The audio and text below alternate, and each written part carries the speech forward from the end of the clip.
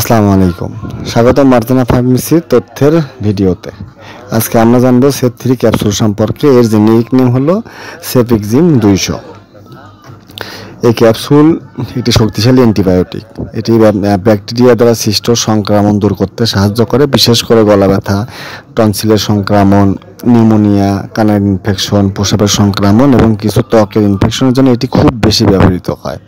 মনে রাখবেন, এটি ভাইরাসজনিত রোগ যেমন সর্দি, কাশি বা অন্যান্য অনেক ক্ষেত্রে এটি ব্যবহারের জন্য নয়। সাধারণত প্রাপ্তবয়স্কদের জন্য প্রতিদিন একটি ক্যাপসুল দিনে 2 বার খেতে হয়। শিশুদের ক্ষেত্রে বয়স ও ওজন অনুযায়ী ডাক্তার ডোজ ঠিক করে দেন। কখনো কখনো নিজের ডোজ পরিবর্তন করবেন না বা কোর্স অসম্পূর্ণ রাখবেন না।